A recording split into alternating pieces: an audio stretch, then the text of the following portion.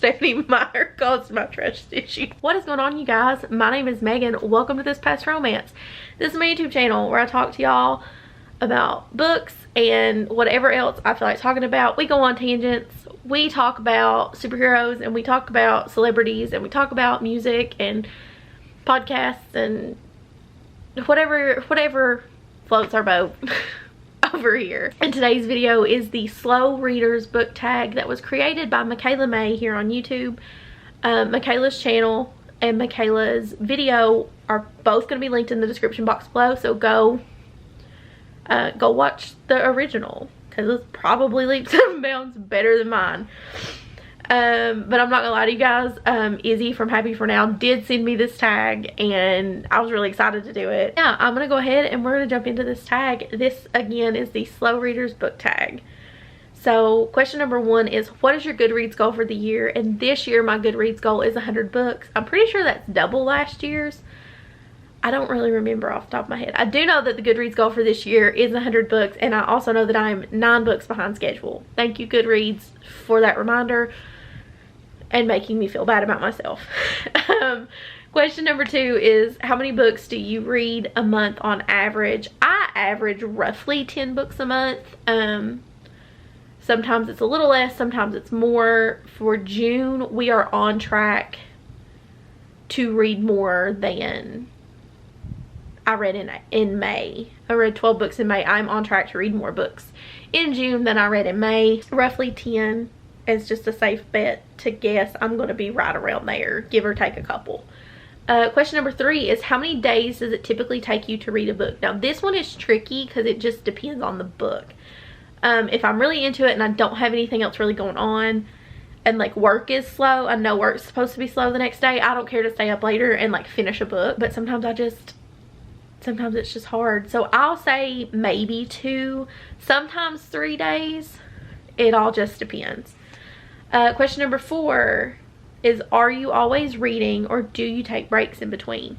I do typically take breaks between books because I tend to get book hangovers. Those are real, and I am like, I feel like I'm constantly in a book hangover state. Like mentally, sometimes I just want to live in that world with those characters just a little bit longer. So currently I'm in a book hangover from Brittany C. Cherry's The Gravity of Us. That book was so sweet. So I will probably pick up another book tonight, but that doesn't mean I'll finish it tonight. It doesn't mean I'll, you know, I've got some other things I need to do. But I just want to live in that world with Graham and Lucy just a little bit longer. I'm not ready to give it up and move on to the next world that I'm going to get sucked into. Another really good example of that is Beard Science. If you've seen any of my videos from last year, I got sucked into the world with Cletus and Jen. And that's a series, which I know The Gravity of Us is part of a series also. But the Winston brothers, I had read books 1 and 2 leading into Cletus's book, which is book 3. And I've read Cletus's book like 3 or 4 times before I moved on to another book. Every time I tried to listen to or read another book, I was like, no, I gotta read Cletus again. So sometimes I just want to live with those characters just a little bit longer, and I'm not ready to give up this world and this safe space that I've created. I chalk it up to the hyperfixations that we all know that I have if you've watched a video on this channel. Question number 5 is, what book took you particularly long to read? And in the romance genre, the answer to that question is Not the Girl You Marry by Andy J. Christopher. I don't know why I struggled so hard with that book, but I should have loved everything about it, but every time I picked it up I was like, I don't want to read this. So Andy J. Christopher took me a couple of weeks. That book took me several weeks. Another book that took me a while just because of the content and like what was happening in the book was Tommy Lee's autobiography. But that was had more to do with what was going on in the book versus me just not wanting to read it. Like, I wanted to read it, but it was a little hard to read sometimes just because of like the domestic violence and the drugs and that kind of stuff. So I had some issues, but I did end up finishing both of those books. It just took me longer than normal. Question number 6 is, do big books intimidate you because you know you'll be spending a lot of time with them, and show a big book that you're intimidated by? Not really. I wouldn't say I'm intimidated by big books.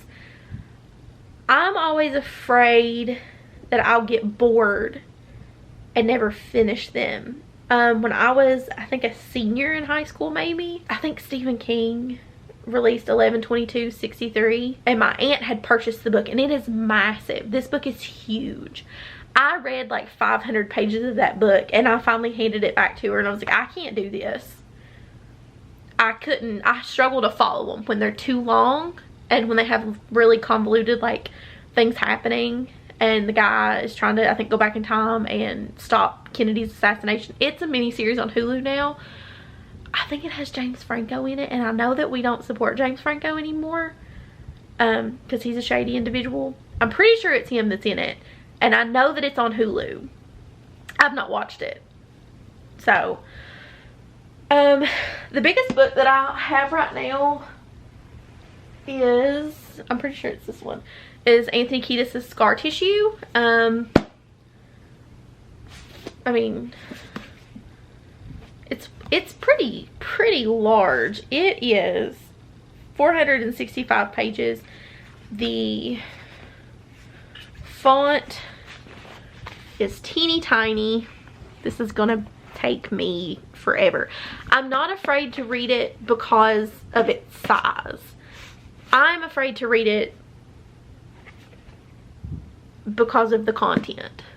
And it's gonna be one of those things that I'm gonna have to like take my time reading. It's gonna be like Tommy Land, where I'm gonna have to just take breaks and read what I want to read between, and then pick this book back up when I'm in the mood for something like this. So this one will take me a while, but again, not necessarily because of the size, but because I know some things that happen in this book that are not necessarily triggering, but really sad. And if a book makes me really sad, I'll lay it down and walk away from it for a while. I also did this with New Moon. I was in high school and I borrowed it from a friend, and I read it, and when Edward leaves, I threw the book across the room, and I left it laying there for like 3 weeks before I picked it back up again because I was so upset.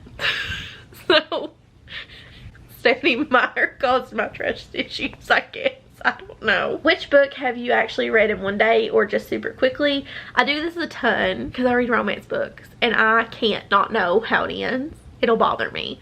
But the last book that I can tell you that I read in a day was Lucas by Carrie and Cole. I love that book. It was such a good book.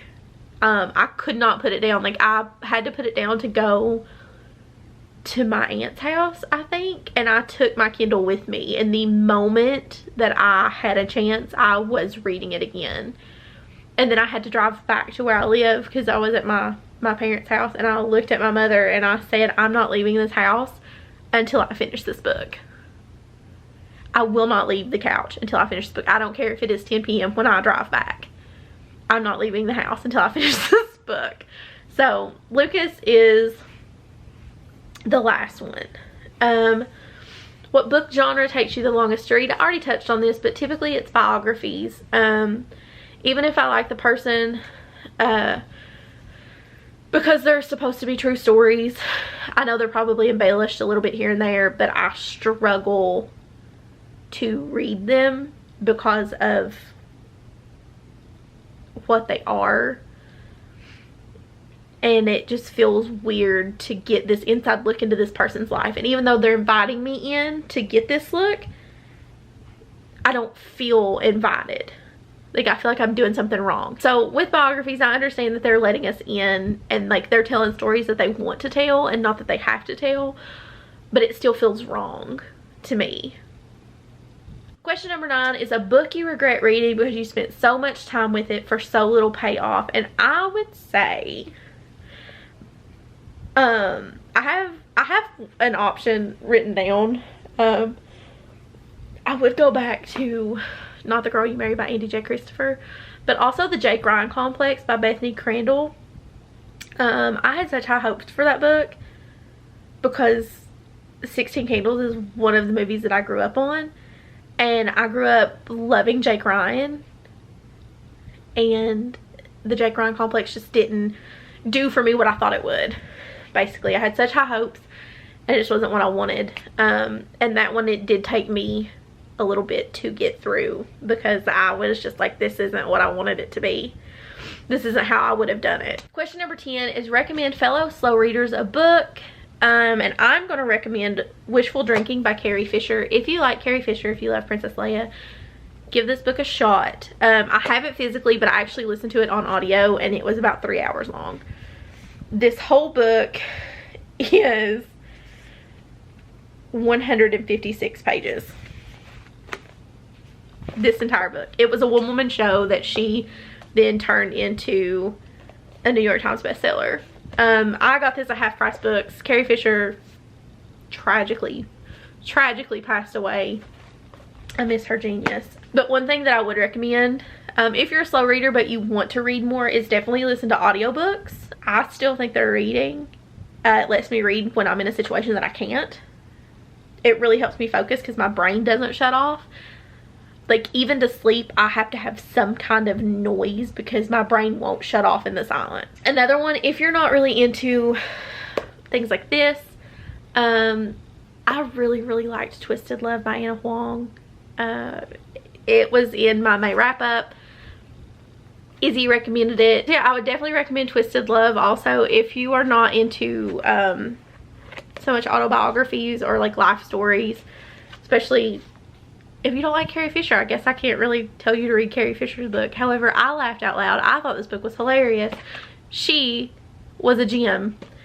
But Twisted Love, I couldn't put my Kindle down until I finished it.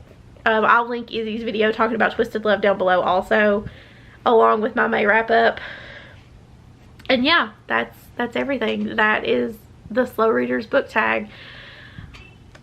If you enjoyed this video, leave a, Tamika, what emoji? Leave a puppy emoji for Tamika down below.